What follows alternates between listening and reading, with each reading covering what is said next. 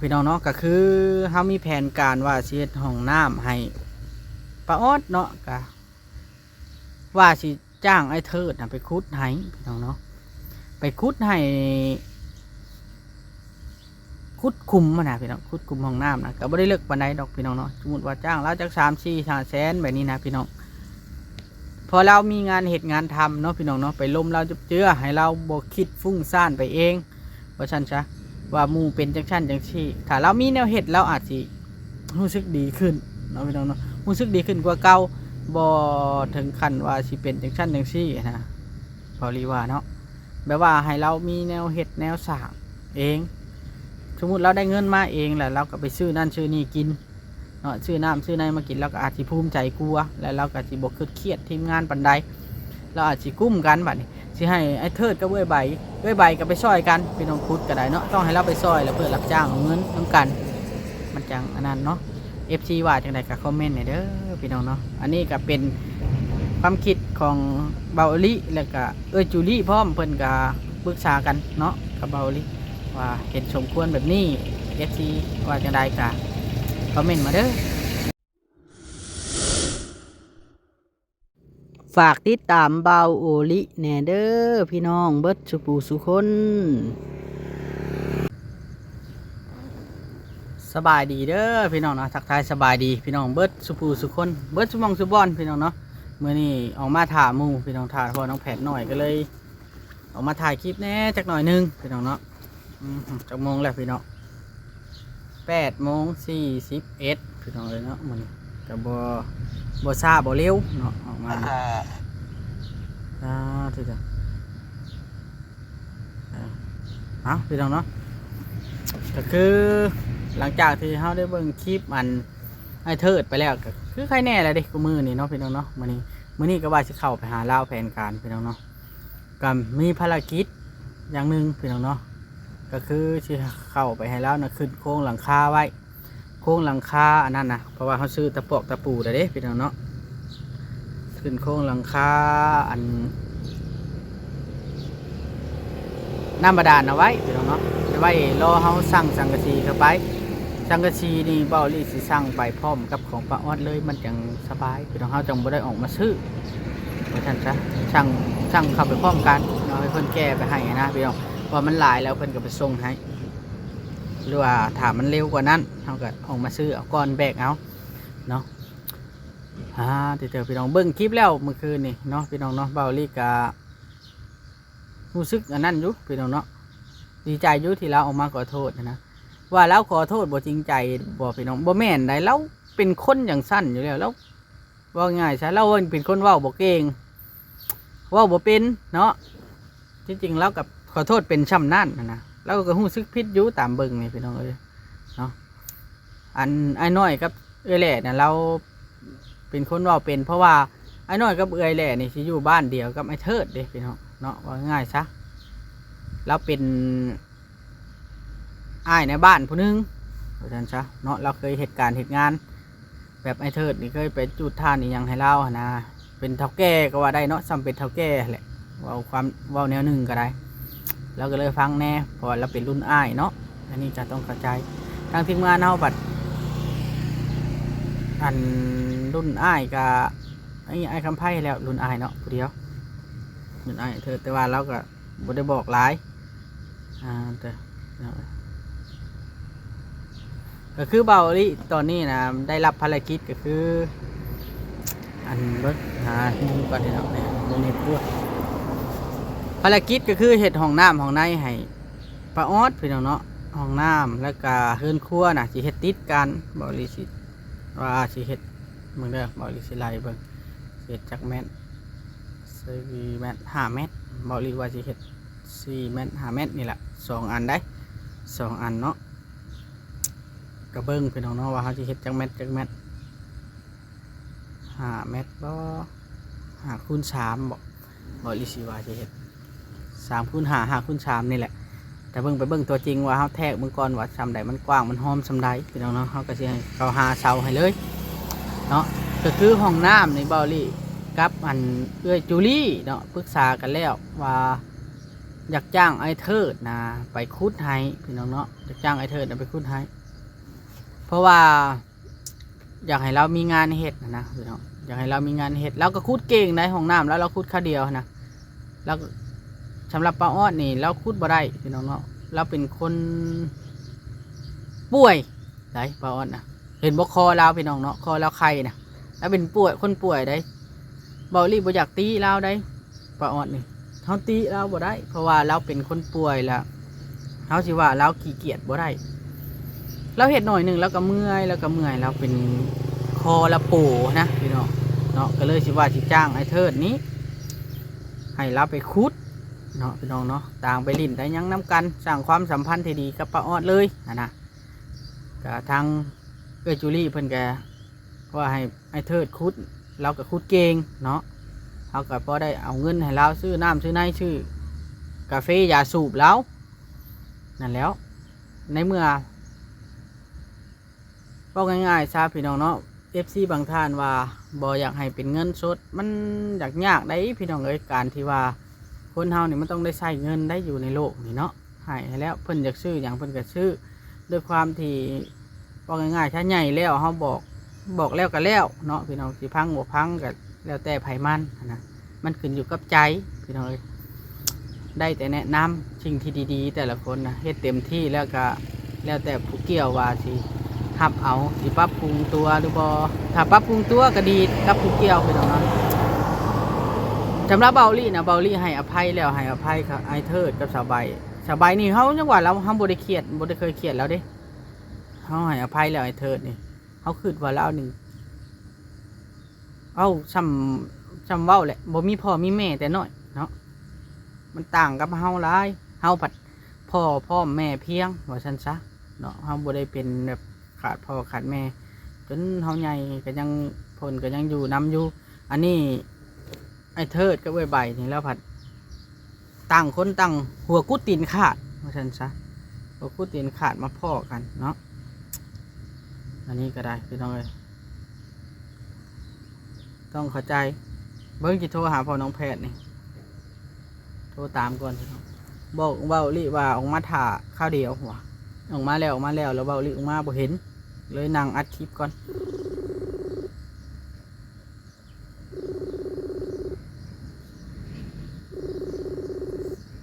เสียงดังตอดอยู่เจ้าว่าขับรถพี่น้องเนาะภารกิจมื้อนี้ก็คือสิเข้าไปแทกอันนั่นแล้วก็สิไปคุยกับไอ้เทิดเรื่องให้เราคูดห้องน้ำนี้เนาะแล้วก็ไปอันนั้นแหละพี่น้องเนาะเราได้ขอโทษแล้วก็เฮาสิไปปรับความเข้าใจกับเราในเมื่อเราขอโทษเฮาแล้วเด้พี่น้องเนาะเราก็ให้อภัยเราเป็นสิ่งที่ดีการให้อภัยกันนะพี่น้องเลยเนาะไผสิว่าเบาลิเป็นจังใดก็สร้างพี่น้องเนาะแต่ว่าสำหรับเบาลินี่เฮาค่อยหู้อยู่แล้วได้ว่าเราเสพยานะพี่น้องหู้แต่ว่าคันถามตรงๆเพิ่นก็ว่ายาแล้วนะพี่น้องเนาะแต่ว่าเขาก็อ้อยเอาพี่น้องเนาะต้องเพื่อให้เรานั่นดูแลใบต่อไปเนาะพี่น้องคันบ่มีผัวเรากับบ่อยู่ก็คือเราอยู่น้ำผัวเพราะฉะนั้นบ่มีไผแพงชาวใบซ้ำผัวเราแพงแล้วชาวเบาลิว่าคือกันเนาะเบาลิก็ว่าคืออันชาวใบเว้าคือกันชาวใบว่าบ่มีไผแพงข่อยซ้ำผัวข่อยดอกเราแม่นความเล่าเด้อนี่พี่น้องอย่าไปเถียงแล้วได้ตัวนี้บ่เถียงแล้วตอนที่ชาวใบบ่เห็นนะเด้พี่น้องตอนที่ชาวใบบ่เห็นนะไอ้เทิดก็ให้นำนะให้ชาวเฮาตามหาให้นะไอ้เทิดนี่แล้วก็แพงได้แพงชาวใบนะแต่ว่าบางเทื่อเรื่องของผัวเมียเฮาบ่เข้าใจดอกพี่น้องเนาะอาจจะมีความใช้รุนแรงกันแน่ก็มีแต่ว่าเฮามันเป็นวิถีชีวิตของเขาแต่ว่าเขาก็พยายามบอกเรื่อยๆอยู่บอกไอ้เธอนะอย่าไปตีหัวแล้วมันตีหัวแล้วนะมันแบบว่ากระทบกระเทือนนะพี่น้องเนาะมันไม่ค่อยดีคนดีๆก็สิเป็นบ้าได้ตีหัวนะพี่น้องการตีหัวกันตีแล้วมันตีอันบนอื่นซะพี่น้องเนาะจับตีหัวนี่ตามผู้เฒ่าเพิ่นเว้านะคนดีๆก็สิเป็นบ้าย้อนเนาะอันนี้ก็เฮาพังผู้เฒ่าเพิ่นมาก็บ่อยากให้เราเฮ็ดตัวนั้นเนาะเฮาก็พยายามบอกเราเรื่อยๆอยู่ทั้งหน้ากล้องและก็หลังกล้องเนาะอันนี้ก็ได้เฮาบ่ได้แม่นว่าสิแนวนิ่งดูได้พี่น้อง น้องเนาะเดี๋ยวพี่น้องก็คือสิใครแน่แล้วล่ะพี่น้องเนาะเฮาอยากจ้างเราไปเฮ็ดอันขุดห้องน้ำนะให้เรามีงานเฮ็ดได้เราก็ต้องได้ใช้จ่ายอยู่แล้วพี่น้องเนาะใครกว่าให้เราอยู่ซื่อๆให้เราอยู่ซื่อๆแล้วอาจจะคิดฟุ้งซ่านแล้วก็มีความเครียดอย่างจักอย่างเนาะให้เราขุดสมมติว่าเขาขุดไปได้แล้วเนี่ยขุดลงไปแล้วก็เขาก็ให้เรานะเบิกเงินแน่ไปซื้อน้ำซื้อน้ำกินก็แล้วแต่เรานะอันนี้นะเป็นความคิดของเบาลิแล้วก็ทางจูลี่พ่อพี่น้องเนาะเพิ่นได้เขาได้ปรึกษาหรือเพิ่นแล้วเพิ่นก็ว่าคำเห็นที่ดีได้พี่น้องเนาะเวลาใบมะลินน้ำไอเทิดก็พอได้ล้มได้โอ้ได้ล้มกันแล้วก็ให้เรานะให้ถือกระปะออดเนาะให้เราให้ถือกระปะออดว่าแต่ก้อนนะเพิ่นก็ไปเกี่ยวข้าวรับจ้างนำหน้ารับจ้างนำกันตอนใบบ่ท่านได้เสียสตินะแสดงว่าเพิ่นเคยหักแพงกันมาแต่เก่าอยู่พี่น้องแต่ว่าตอนนี้นะเพิ่นบ่ถือกันจังใดเฮาก็สิพยายามให้เพิ่นหักแพงกันคืนพี่น้องเนาะสิเว้าให้ป้าอ้อนและเข้าใจผู้เพิ่นสติดีครบสมบูรณ์นะว่าสบายนะเราบ่ถึง100เฮาก็สิพยายามเว้าให้ป้าอ้อนนะเข้าใจเพราะว่าคนไก่น่ะมันว่าง่ายๆซะคนไก่น่ะเฮาบ่ได้อยู่น้ำเพิ่นตลอดล่ะอยู่น้ำคนไก่เป็นยังมากก็ต้องคนไก่น่ะฮอดก่อนพี่น้องเนาะเพราะว่าเจ็บว่าไข้ว่าป่วยคนอยู่ไก่ต้องฮอดก่อนเนาะพี่น้องเนาะก็ต้องอยากให้เพิ่นดูแลหักแพงกันเนาะพี่น้องบ่รีว่าสิไปจ้างเพิ่นน่ะจัก400,000 500,000นี่นะพี่น้องมันก็โอเคได้พี่น้องเนาะย่างเก่งก็2 มื้อเราเห็ดนะ400,000 500,000อย่างนี้ก็2 มื้อเราตั้งใจเห็ดนะบ่ได้โดนได้พี่น้องเนาะมันก็บ่ได้แดดเนาะแท้นะถ้า2 มื้อแล้วก็มื้อละ200,000ปลายแล้วเด้200,000เนาะคัน2 มื้อแล้วนะบ่แล้วคุดบ่ได้หึงตามบ่เลยเพราะว่าเฮาสิใส่ตั้งแต่4 ท่อนนึงพี่น้อง4 ท่อนก็ห้องละ2เนาะอันละ2มันก็เลยแล้วไว้แน่ความลึกประมาณ1 เมตรปลายเนาะกว้างกับ1 เมตรปลายยาวเดี๋ยวไปเนาะ2 เมตรปลายเนาะ2 1 2มันก็ไม่ได้เลิกปานใดได้พี่น้องเลยเด็กพอน้องแพทย์โทรมาแล้วผมเด้อโทรหาพอน้องแพทย์กันไปซื้ออย่างอีกแล้วพี่น้องให้เบาลิท่ายุพอน้องแพทย์บ้านแล้วไก่กู้อ่ะนะ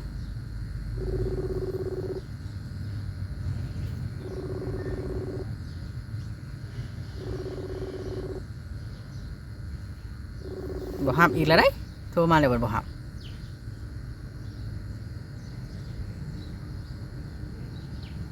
เราจะเป็นเห็ดยังพี่น้องเลยเนาะเรื่องปลาวอนพี่น้องเนาะเดี๋ยวที่ว่าเรื่องปลาวอนนี่ก่อนจังน้อยพี่น้องเรื่องปลาวอนนี่มื้อนี้เป็นวันเสาร์แม่นบ่พี่น้องเบิ่งก่อนเสาร์เนาะเสาร์ก็คือวันจันทร์เด้อเพิ่นสิใส่เลือดพี่น้องเนาะท่านหมอเพิ่นนัดวันจันทร์ก่อนมาไข้หลังแล้วดีก่อนว่าจังซะทุเลาก่อนแล้วเริ่มเพิ่นสิใส่เลือดเนาะเบาหลีล่ะเตือนเล่าอยู่กันผัวปาวอนน่ะบ่อยากให้เรากินรสจัดนะแม่นอยู่เฮาบำรุงก็ได้บำรุงก็เฮาก็ในระยะที่เฮาสิรักษาไตรักษาปอดรักษาไตรักษามะไข้หลังอาหารรสจัดนี่เพิ่นบ่ให้กินนะรสจัดรสเค็มนี่ถ้าว่าชื่อต้มจืดไม่สดเพิ่นว่ามันจืดโพดเพิ่นว่าแม่นอยู่ดอกเราบ่เคยกินพี่น้องเนาะอาหารดีๆนะเราเคยกินอาชีน้อยฮะนะเราก็เลยแบบว่าเวลาได้กินแล้วเราก็จะกินตลอดแต่ว่าเบาลี่อยากให้เราดีได้เราเศร้าก็เลยบอกเราไปว่าบ่อยากให้กินรสเค็มรสเผ็ดอย่างก็กระเพาะก็เป็นไข้หลังก็เป็นเด้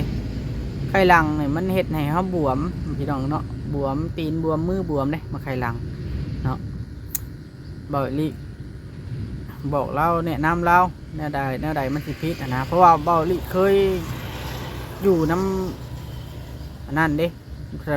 ถ้าพ่อเพิ่นแล้วเป็นแพทย์บ้านนะพ่อเบาลินะเบาลิก็เลยอยู่น้ำหืดน้ำยาตลอดยาตัวนั่นเวลาคนมาหาเราก็เขาก็เบิ่งน้ำแล้วเราก็เลยหูแบบว่าอาการนั่นเนาะบ่ให้กินตัวนั้นเด้อไปว่าจะตามที่เราหูเขาก็แนะนำไปเขาก็อยากให้เราดีแล้วเศร้าถ้ามันดีแล้วเราจะกินยังก็ให้เรากินดอกบัดนี้ก็คือชิ้นย่างได้ เบิ่งแล้วลูกได้เลยเด้พี่น้องลูกนั่งได้เองนะลูกนั่งได้เองก็รอตั้งแต่แข้งขาแล้วมันยืดเส้นยืดสายต่อไปเพิ่นก็สิชักยาคลายเส้นให้เนาะคลายเส้นให้แล้วก็สิอันนั้นถ้ามันอยู่เฮือนอยู่ซ่านก็คือต้องได้ซื้อยาห้างไม้ยาห้างไม้ห้างตอกเนาะมาไว้ต้มกินเนาะดีไข่ลังเนี่ยมีได้พี่น้องยาขี้ไข่ลังไข่ดีเหนียวดีเนี่ยยาห้างไม้นะยาพื้นเมืองมีพี่น้องเนาะหลายคนได้ดีย้อนยาห้างไม้เห็นรถกายไปกายมาพี่น้องเนาะวุ่นวันอยู่บ่ลิก็รู้สึกอยากได้รถกระบะเนี่ยไว้ขี่ไปทำงานยามจำเป็นพี่น้องยามจำเป็นนะขี่ไปทำงานแก้นั่นแก้นี่ไปว่าฉันจะอยากได้อยู่มันหนักค่อนข้างจะแพงเลยบ้านเขารถกินนะพี่น้องรถคันโตโยต้าแบบพวกวีโก้รีโวนี่คันปีละ2010 2008 2009นี่ก็ยังรถชิปปลายปีนะยังประมาณโอ้ย600,000 700,000ผมรู้จักพี่น้องบ่ธรรมดาบ้านเขานะ600,000 700,000 บาทนะ400-500 ล้านเฮ้ยจะมีเงินเนาะพี่น้องตัวนั่นแหละมันเหตุในคนบ่มีรถขี่นะพี่น้องเลยเนาะเอาแต่แสบตาเลย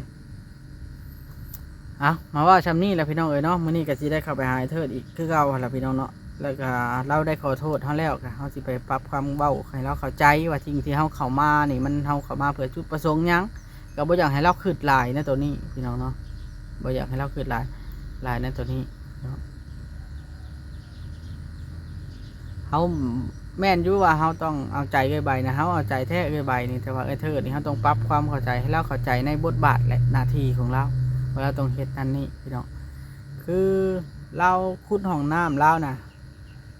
เราก็ไม่ได้ค่าจ้างได้พี่น้องเอ้ยเพราะว่าเราเฮ็ดของเราเองนี่แล้วก็ยังสำนึกได้แล้วก็อันเขาสิจ้างเราไปขุดห้องน้ำนี่ก็บ่ฮู้ว่าจักมือสิแล้วเนาะเขาก็สิจ้างเราเฮ็ดเขาแทกมันมีแต่ว่าจ้างเราโลดแทกละมาจ้างเราโลดเขาเบิ่งพื้นที่เขาว่าสิขุดบอนใดเขาก็จ้างเราเฮ็ดโลดนะเบาหลีว่ามันจะบ่เสียเวลาเนาะพี่น้องเนาะมันบ่เสียเวลาในการที่เราเฮ็ดนะเนาะที่เดียวพี่น้องนั่งถือว่านั่งถึงเติบแล้วเบาหลีก็สิได้จบคลิปแล้วบาดนี้พี่น้องเอ้ยว่าคุยกันว่าเขาสิให้การให้งานไอ้เทิดเฮ็ดในตัวนี้ในส่วนนี้เนาะการคุดนี่ให้ป้าออดคุดน่ะบ่ได้อยู่แล้วพี่น้องเอ้ยเนาะบ่ได้อยู่แล้วเพราะว่าเราเป็นคนป่วยเนาะก็ต้องเห็นใจแล้วน้ำป้าออดก็ได้อีตนเราคือกันเนาะอีตนเราคือกันจังใดก็เป็นเพื่อจูลี่นั่นแหละที่ว่าให้เบาลี่ได้เป็นสะพานบุญให้เพิ่นเนาะเฮ็ดห้องน้ำห้องในเนาะให้ทางป้าออดเนาะจังใดก็ทางคลิปนี้เบาลี่สิได้ขอตัวก่อนพี่น้องมีแต่ว่าขอบคุณทางจูลี่หลายๆเด้อเนาะสำหรับคลิปนี้เบาลี่สิได้ขอตัวลาไปก่อนฝากกดไลค์กดติดตามคือเก่าพี่น้องเลยเนาะสบายดีพี่น้องเด้อสบายดี